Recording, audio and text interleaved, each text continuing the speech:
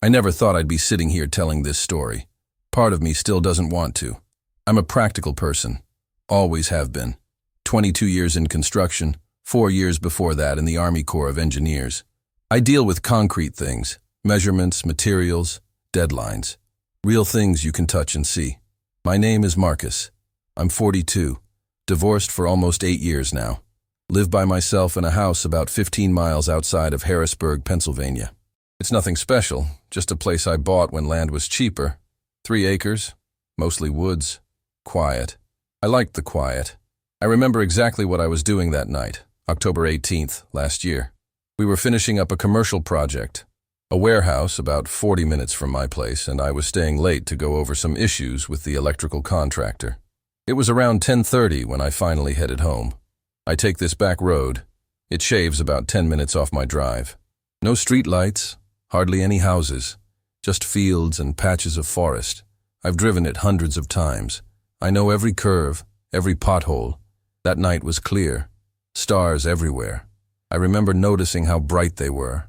I had the radio on low, some late-night talk show, nothing important. My truck was running fine. Everything was normal. The first thing I noticed was my radio. It started to, I don't know how to describe it exactly. Static isn't the right word. It was like the sound was being stretched, pulled apart. The voice on the radio slowed down, got deeper, then faded completely. I remember reaching to check the tuning, thinking maybe I was losing the station. That's when my dashboard lights flickered, just for a second. Then my headlights dimmed, brightened, dimmed again. My first thought was that my alternator was going. I've had vehicles die on me before. It's inconvenient, but not exactly life-changing. I started looking for a good place to pull over, somewhere with enough shoulder that I wouldn't be a hazard if I needed to call for a tow. That's when I felt it. A vibration. Not like the engine misfiring or hitting a rough patch of road. It was like the air itself was vibrating. I could feel it in my chest, behind my eyes. My coffee in the cup holder started trembling, making these perfect little circular ripples. I slowed down, way down. That's when I realized something else. There were no other cars. Not unusual for that road at that time of night, but suddenly it felt significant. I was completely alone out there. The vibration got stronger. My hands were starting to tingle on the steering wheel. I remember thinking, is this an earthquake? We don't get many in Pennsylvania, but it wasn't impossible. Then my truck just stopped. The engine died, headlights out, everything. Complete electrical failure. I coasted to the side of the road, gripping the wheel tight, trying to stay calm. I sat there for a moment in the dark, my heart beating faster than I wanted to admit. I tried the ignition. Nothing. Not even a click. My phone was in my jacket pocket. I reached for it, thinking I'd call for help. The screen was black, completely dead, even though I knew it had at least 70% battery when I left work. I pressed the power button, held it down. Nothing. That's when I realized how quiet it was. No engine noise, no radio, no distant traffic, just silence. The kind of silence that feels physical, like it's pressing against your ears. That's when I noticed the sound. It was low. So low I felt it more than heard it. A humming that seemed to come from everywhere at once. Not mechanical exactly, more, I don't know, alive somehow. I remember looking around, trying to locate the source. There was nothing but the empty road stretching ahead and behind me, fields on either side, patches of trees in the distance. The moon was bright enough that I could see pretty clearly. Then I felt it, that sensation you get when you're being watched. The hairs on my arms and the back of my neck stood up. I'm not an anxious person. I don't scare easily. But sitting there, in my dead truck on that empty road, I felt afraid in a way I'd never experienced before. I looked in my rearview mirror first, then checked all the other mirrors, scanned the road in both directions. Nothing. But the feeling wouldn't go away. If anything, it got stronger. That's when I noticed something odd about the trees along the roadside about 100 yards ahead. They were moving, not swaying in the wind. There was no wind. The branches were bending, like something was pushing them aside from above. I remember swallowing hard, my mouth suddenly dry. I should have been thinking about my truck, about how I was going to get home. Instead, All I could focus on was those trees and the inexplicable way they were moving. Then the ground started to shake. Not violently, not like an earthquake after all, but with a steady, rhythmic tremor. The vibration from before, but stronger now, more focused. My truck rocked slightly with each pulse. I remember gripping the steering wheel, staring ahead at those trees, at the strange empty space that seemed to be forming above them. The stars in that patch of sky looked wrong somehow, blurred, like I was looking at them through water or heat waves. And then I saw it, or I started to see it. The outline wasn't clear at first. It was more like a darkness against the night sky, a different kind of darkness, deeper, more solid. I blinked hard, convinced my eyes were playing tricks on me, but when I looked again, it was still there, and it was taking shape, becoming more distinct, a massive form, hovering silently above the trees. This is the part where I always feel ridiculous saying it out loud, because I know what it sounds like. I know what people think when they hear stories like this. For a long time, I wouldn't have believed it either, but there was something there, something huge and silent and impossible. My heart was pounding so hard I could feel it in my throat. I couldn't move, couldn't look away. The shape was continuing to solidify, like it was phasing into our reality from somewhere else. I remember thinking, this isn't happening. This can't be real. But it was happening. It was there. I've tried to understand what happened next.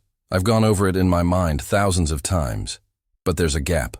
One moment I was sitting in my truck watching this thing materialize above the trees. The next thing I remember clearly is driving. My truck was running again. The radio was playing normally. My phone was in its holder on the dashboard, showing 11:17 p.m. According to the clock, less than an hour had passed since I left work. But that couldn't be right. I was on a different road, about 5 miles from where I'd stopped. I had no memory of starting the truck again, of turning around or changing course. But I was driving steadily, both hands on the wheel, like everything was normal. Except nothing was normal. My body felt wrong somehow.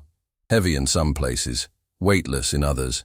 There was a metallic taste in my mouth, and my right ear was wet. When I touched it, my fingers came away with a small smear of blood. I nearly drove off the road when I saw that. I managed to pull over safely, hands shaking now. I checked myself in the rearview mirror. There was a thin trickle of dried blood from my right ear. Not much, but definitely blood.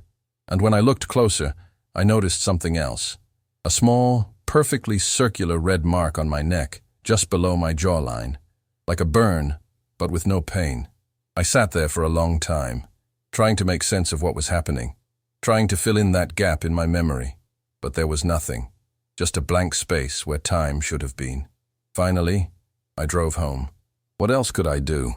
I kept the radio loud, windows down despite the cold, anything to stay alert and focused. Every few minutes I checked the rearview mirror, half expecting to see something following me, but there was nothing but empty road behind me. When I got home, I went straight to the bathroom and examined myself more carefully. The mark on my neck was about the size of a dime, perfectly circular. The bleeding from my ear had stopped, and there wasn't much blood, just enough to notice. I had no other marks, no injuries that I could find. I took a hot shower, letting the water pound against my skin, trying to feel normal again. But I couldn't shake the feeling that something profound had happened, something I couldn't explain. I didn't sleep that night. I sat in my living room with all the lights on, jumping at every sound. The next morning, I called in sick to work for the first time in 3 years. The mark on my neck faded within a few days. No one else ever noticed it. The blood from my ear, well, I told myself maybe I'd just scratched it somehow. People get random nosebleeds, right? Maybe ears do the same thing. I almost managed to convince myself that I'd fallen asleep at the wheel, had some kind of vivid dream. Almost. Except for one thing. When I finally worked up the courage to check my phone's GPS history to see where I'd been during that missing time, I found something that still makes my skin crawl when I think about it. According to my phone, during that missing time, I hadn't moved at all. For 45 minutes, my GPS location was fixed on a point about half a mile into the woods, away from any road. A spot I had no memory of visiting, no reason to be. I've never told anyone this story before now, Not my ex-wife, not my friends, not a therapist. Who would believe me? Who wouldn't think I was crazy or attention-seeking or just confused? But I know what I saw. I know something happened to me that night. And sometimes I think it didn't end there. Because ever since that night, I've had this feeling, this constant, nagging feeling that I'm being watched, that whatever I encountered on that road is still out there. And worse, sometimes I think it's still interested in me. The weeks after that night were, difficult. I went back to work after 2 days. Had to. Sitting alone in my house was making everything worse.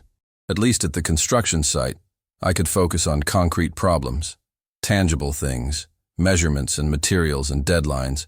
But I wasn't the same. People noticed, though no one said anything directly. I'd zone out during meetings, jump at sudden noises. I started drinking coffee constantly because I wasn't sleeping more than 3 or 4 hours a night. When I did sleep, I'd wake up drenched in sweat, heart racing, with this overwhelming certainty that there was something in the room with me. But whenever I turned on the light, I was alone. I avoided that back road completely, added 15 minutes to my commute to stay on main highways with streetlights and other cars around. Stupid, maybe. But I couldn't bring myself to drive past that spot again. About a week after the incident, I finally worked up the courage to look at that location on a map, the place where my GPS showed I'd been during those missing 45 minutes. It was nothing special, just a wooded area between 2 properties. No structures, no clearings, nothing that would explain why I would have gone there, or how. I told myself I should go check it out, in daylight with other people around, but I couldn't do it. The thought of going into those woods made my chest tighten and my hands shake. It was like my body knew something my mind didn't, something it was protecting me from remembering. That's when the dreams started. Not nightmares exactly.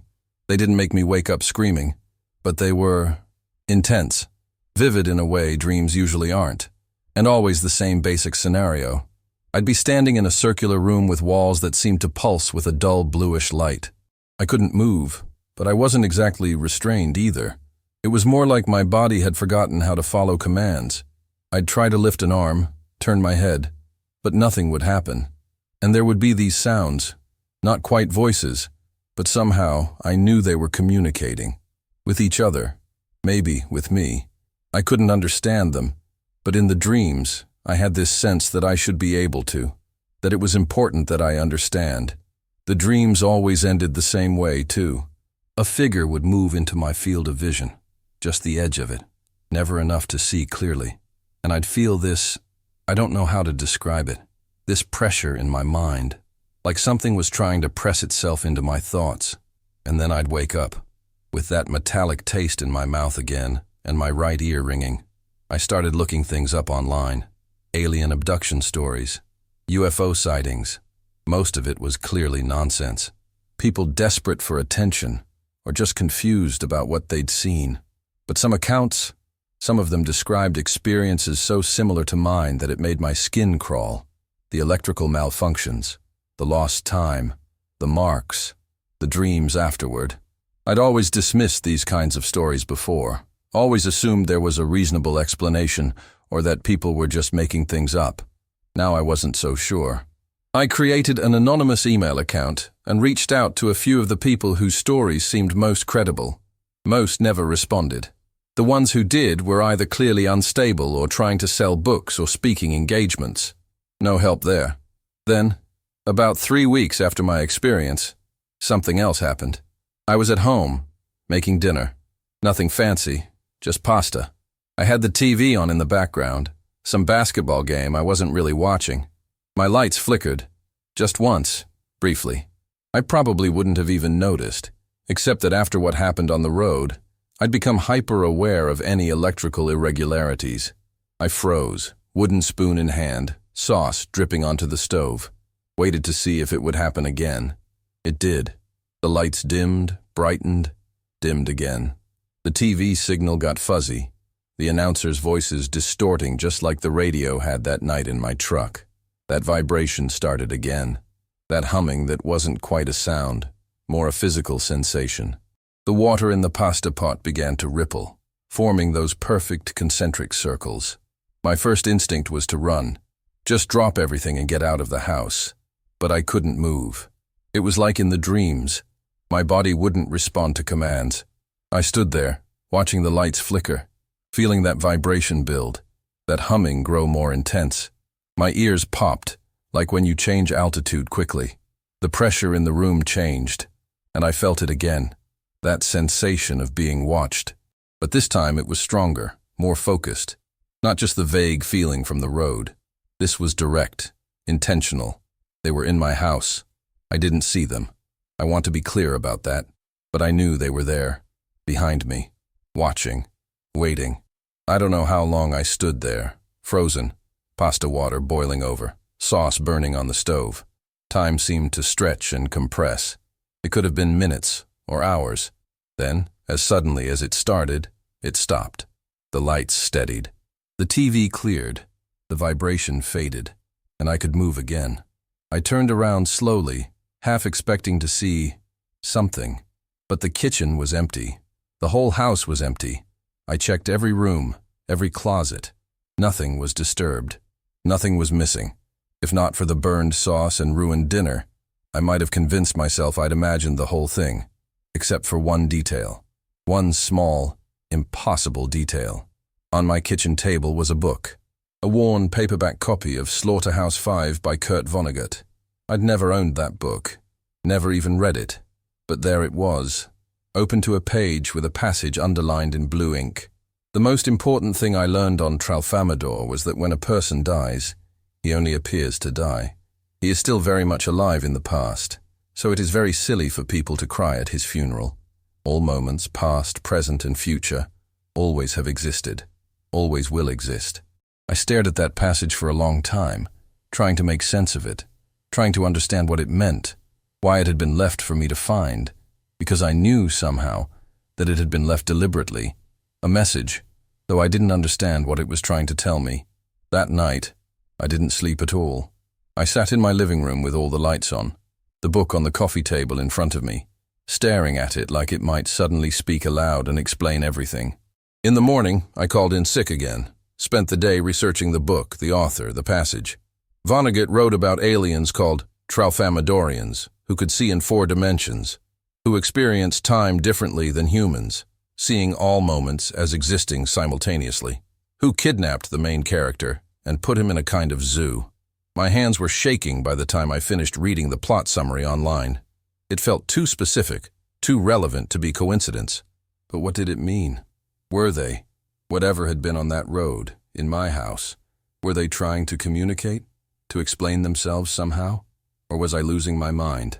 I thought about seeing a therapist, a doctor, someone who could tell me if this was all just some kind of breakdown, stress, or a brain tumor, or carbon monoxide poisoning, anything that would make more sense than what seemed to be happening. But I didn't, because deep down, I knew. I knew this was real. And I was afraid of what would happen if I started talking about it. Would they lock me up? Medicate me until I couldn't think clearly, couldn't remember, or worse?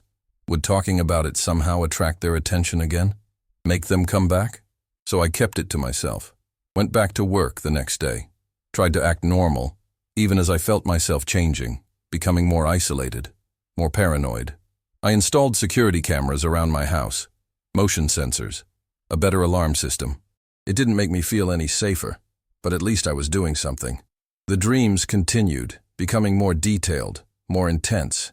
In one, I saw medical instruments hovering above me, moving with a precision no human hand could achieve. In another, I was shown images, Earth seen from space, then other planets, other stars, systems I didn't recognize. In yet another, I felt them examining my mind, sifting through my memories like someone flipping through a photo album, lingering on certain moments. My childhood, my time in the army, the day my divorce was finalized. But I never saw them clearly. Never got a good look at who, or what, was doing this to me. Until the night I woke up, and one of them was standing at the foot of my bed. I'd gone to sleep around midnight, exhausted, after another day of pretending everything was normal. The dream that night had been particularly vivid. In it, I was trying to communicate, trying to ask why they'd chosen me, what they wanted.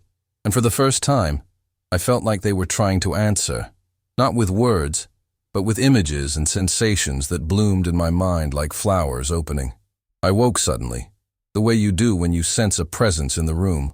My eyes snapped open. The digital clock on my nightstand read 3:17 a.m. The room was dark, but not completely. There was a faint glow coming from it.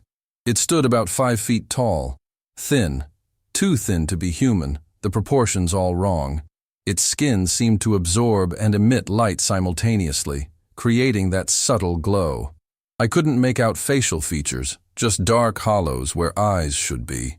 I should have been terrified, should have screamed, tried to run.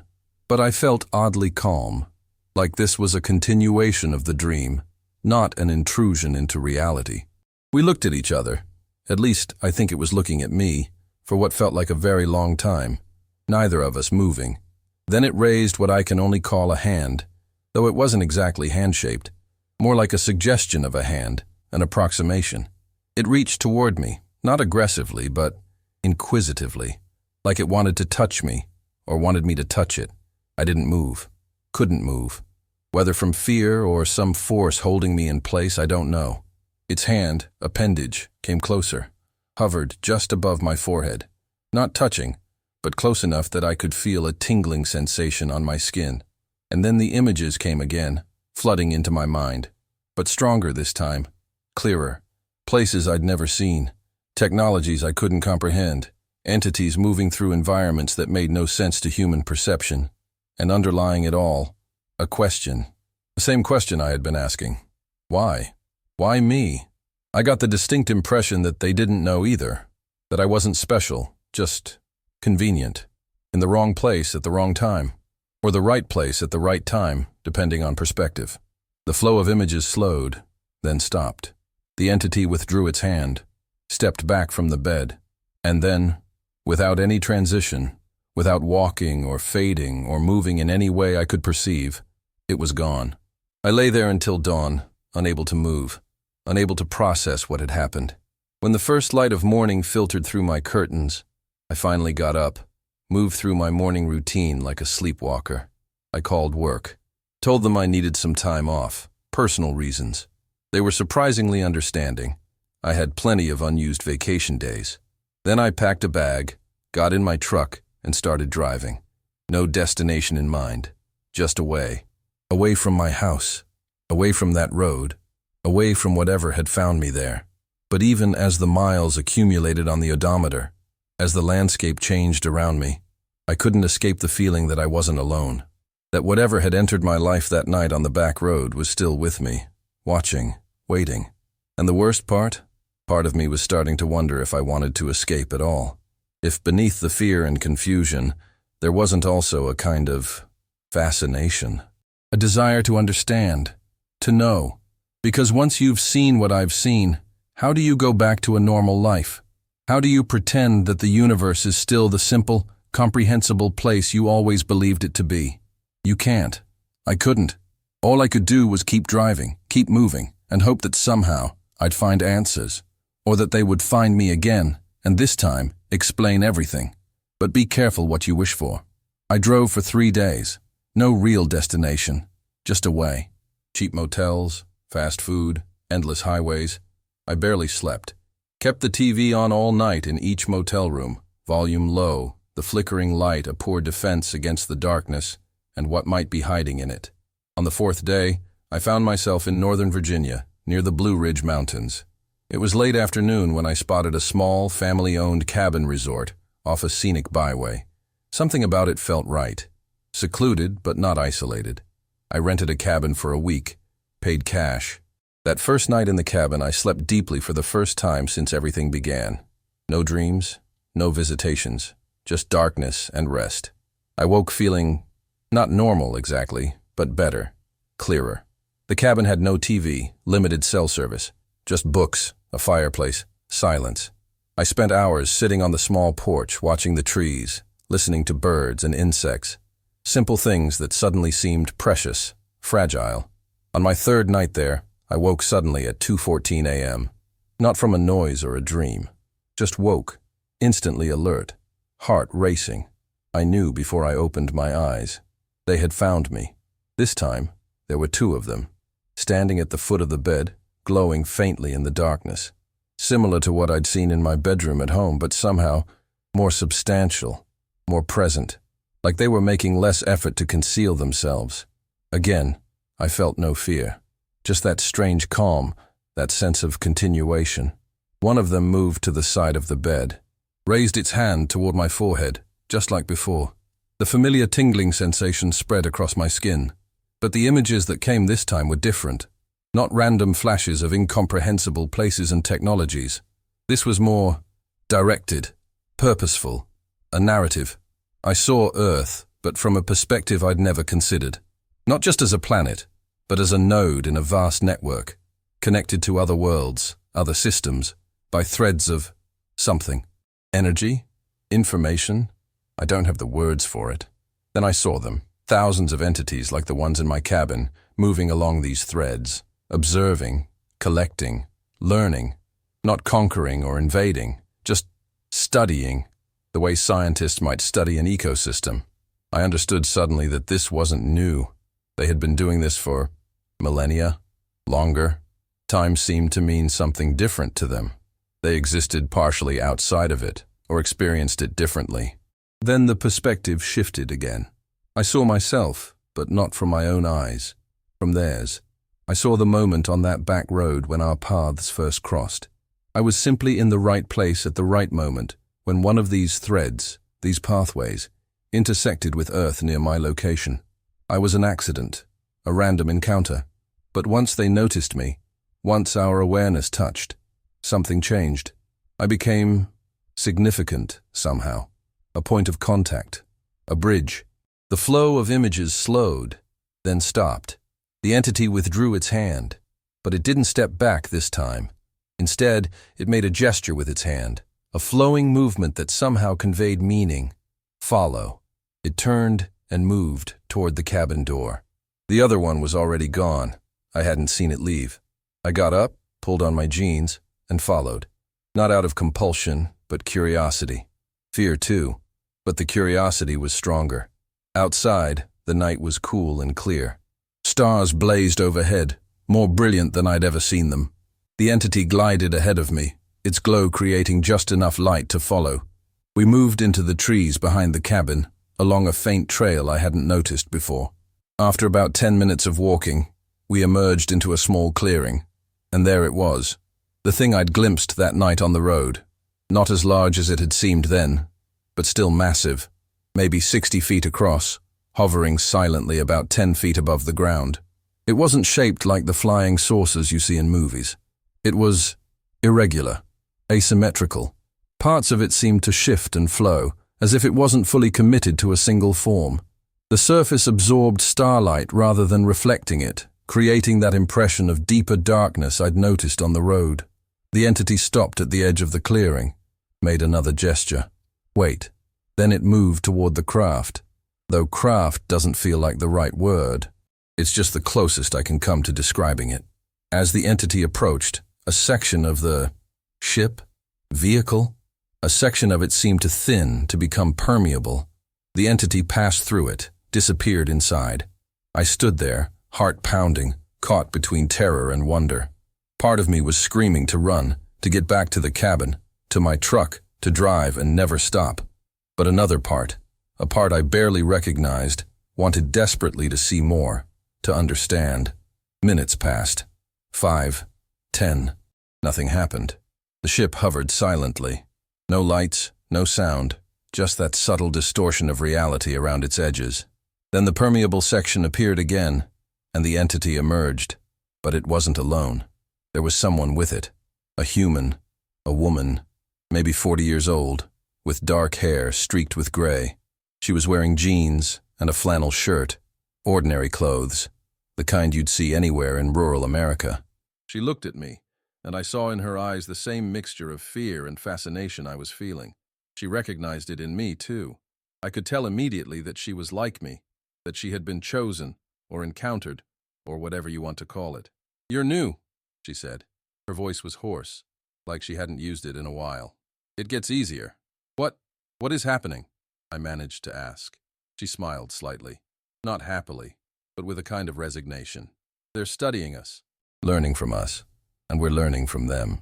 Why us? Wrong question, she said. There's no why, just circumstance. Vectors intersecting. But now that we're part of it, we have a responsibility. To do what? To understand. To translate. They're trying to communicate something important, but they don't think like us. They need interpreters. Before I could ask more, the entity made another gesture. The woman nodded, as if understanding. We don't have much time, she said. They exist partially outside our time stream. Maintaining this kind of direct interaction is difficult for them. What do they want from me? I asked. To see. To help them see us as we really are. And maybe to help us see them. She took a step toward me, lowered her voice. There are more of us. People they've contacted. Most run away, try to forget. Some go mad. But some of us find a way to live with it, to use it. The entity made the gesture again, more emphatically. I have to go, she said. But you're not alone in this, remember that. She pressed something into my hand, a small, smooth stone with an unusual pattern etched into its surface. When you're ready to talk more, hold this and think of this moment. I'll find you. Then she turned and walked back to the entity. Together, they passed through the permeable section of the ship. It sealed behind them, becoming solid and impenetrable again. I stood there, stone clutched in my hand, as the ship began to not rise exactly, more like it folded away, collapsing into dimensions I couldn't perceive until it was gone. The clearing was empty, the stars unobstructed above. I walked back to the cabin in a daze, sat on the porch until dawn, turning the stone over and over in my hands. The pattern seemed to shift slightly whenever I wasn't looking directly at it, like an optical illusion. In the morning light, I examined it more carefully. The pattern wasn't etched into the surface after all. It was within the stone itself, a complex, three-dimensional structure that seemed impossibly detailed for something natural. Yet it didn't appear manufactured either. It simply was. I packed my things and checked out that day, drove back home. What else could I do? Running hadn't worked. They'd found me anyway. And now I had more questions than ever, but also the first real hope of answers. The woman had said there were others, people like me, trying to understand what was happening to them, trying to make sense of these encounters, these entities that seemed to exist at the edge of human comprehension. When I got home, I placed the stone on my bedside table, considered what she'd said about holding it and thinking of that moment when I was ready to talk more. I wasn't ready yet. I needed time to process, to adjust to this new reality, but I would be ready soon. Because if there's one thing I've learned through all of this, it's that once you glimpse what's really out there, once you know that we're not alone, that reality is vaster and stranger than we ever imagined, you can never go back to not knowing. You can only go forward, deeper into the mystery. And so that's what I've been doing. Going forward, one day at a time, waiting, watching, preparing for whatever comes next. Because I know now, they're still watching me. And someday, they'll return. 2 months passed after my encounter in Virginia. I went back to work, settled into a routine that almost felt normal. Almost. The stone sat on my nightstand. Each night, I'd look at it, consider reaching for it. But something always held me back. Fear, maybe. Or the sense that once I took that step, there would be no returning to the life I'd known before. The dreams continued, but they were different now. Less intrusive, more instructive. I began to understand fragments of their communication. Not words exactly, but concepts, impressions. I started keeping a journal, documenting everything I could remember. Patterns emerged, a kind of grammar to their method of sharing information. Then came the night I finally felt ready. I was sitting on my back porch, watching the stars. It was a clear, cold evening in late January. The silence was absolute. No wind, no distant traffic, just stillness. I went inside, retrieved the stone from my nightstand, and returned to the porch. I held it in my palm, closed my eyes, and focused on that moment in the clearing. The ship, the woman, the entity. The feeling of standing at the edge of something vast and incomprehensible, yet somehow being part of it. Nothing happened immediately. I sat there for maybe 20 minutes, feeling increasingly foolish. Then my phone rang. The caller ID showed an unfamiliar number with a Virginia area code. I answered cautiously. Marcus. It was her voice. The woman from the clearing. You're ready. How did you? The stone isn't just a stone, she said. It's a kind of connector. I felt you activate it. We need to meet. I can be at your house tomorrow evening. I should have been surprised. Should have had 1,000 questions. But instead, I just felt relief.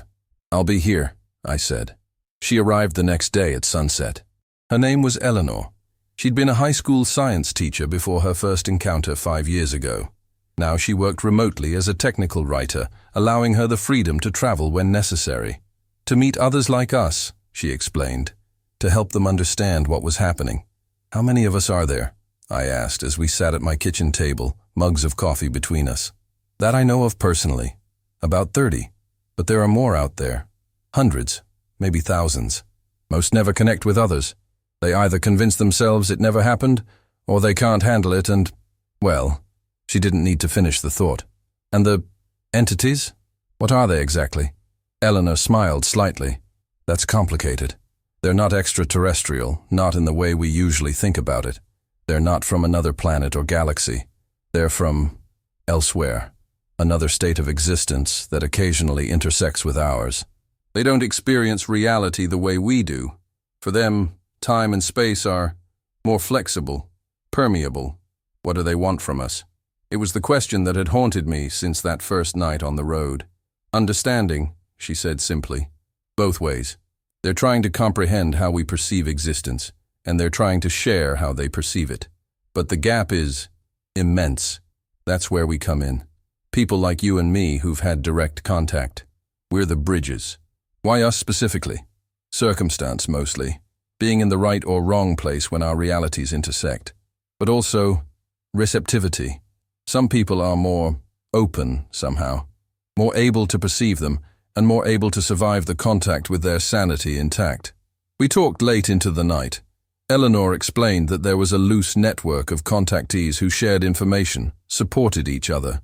Not an organization exactly, nothing so formal.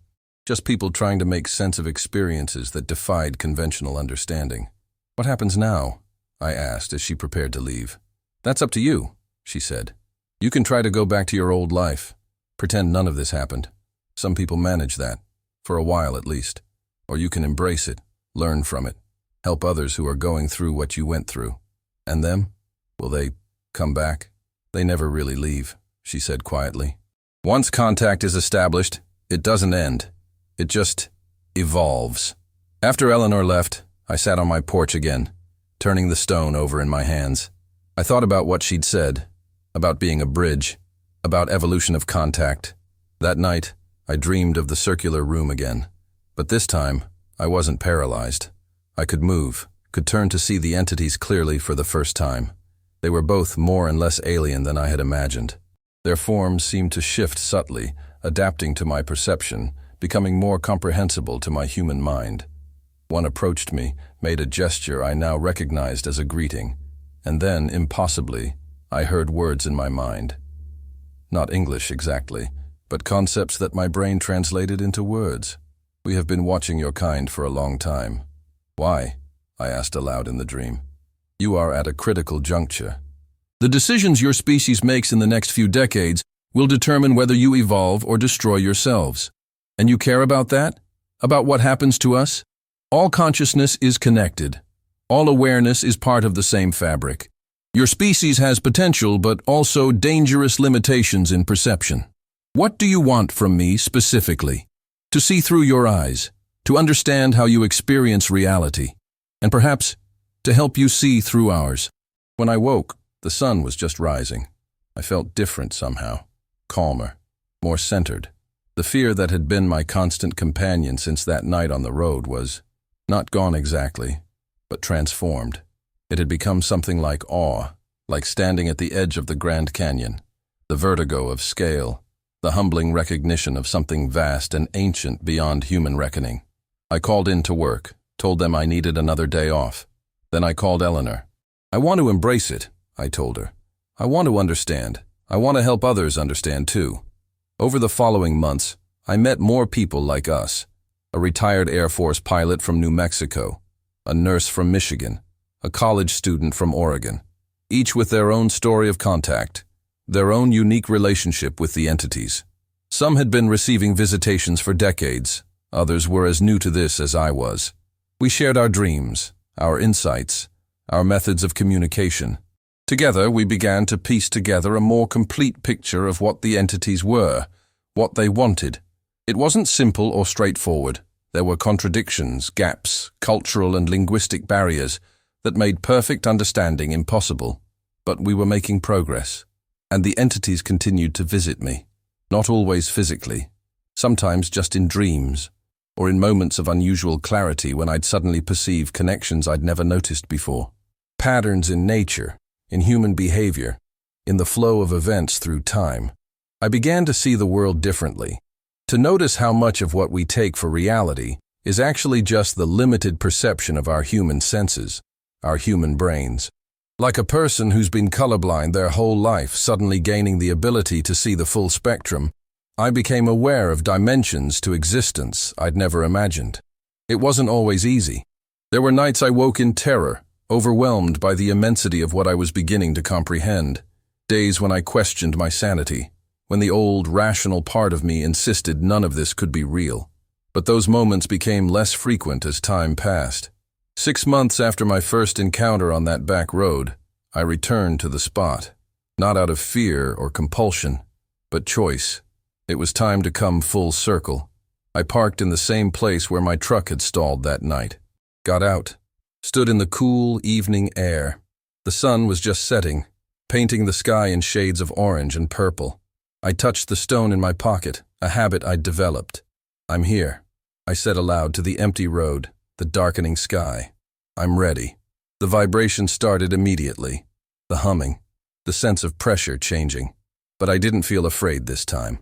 I felt ready, prepared. This was no longer an invasion of my reality, but an expansion of it. The ship appeared above the trees, just as it had that first night. But now I could see it clearly, could understand aspects of its design that had been incomprehensible before. It wasn't just a vehicle. It was a nexus, a point where their reality and ours could safely interface.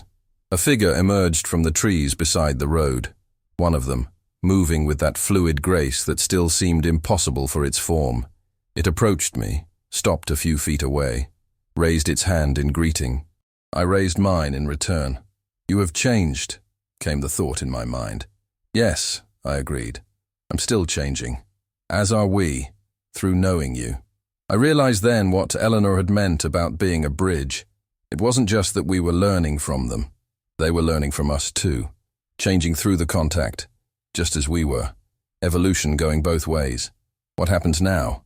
I asked. "Now we continue. Together." It extended its hand toward me, not to touch my forehead as before, but as an invitation, a choice. I looked at that hand, at the being it belonged to, at the ship hovering silently above the trees, at the road stretching behind me, leading back to the life I'd known before. And I made my choice. I took its hand. If my story resonated with you, please consider subscribing to hear more first-hand accounts like mine. There are more of us out there than you might think, and perhaps you've experienced something similar yourself.